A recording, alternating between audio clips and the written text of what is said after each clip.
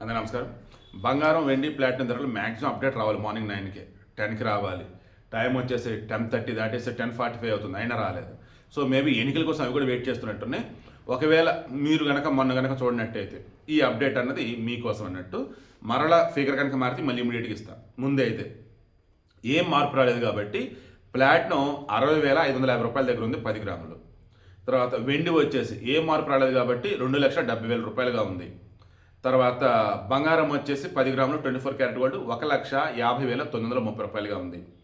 తర్వాత 22 carat gold 10 గ్రాములు వచ్చేసి 1,38,350 రూపాయలుగా ఉంది. నెక్స్ట్ 18 క్యారెట్ గోల్డ్ వచ్చేసి 1,13,200 రూపాయలుగా ఉంది. ఇవి ఇవాటి బంగారం, వెండి, ప్లాటినం ధరలు ఎర్లీ అవర్స్లో.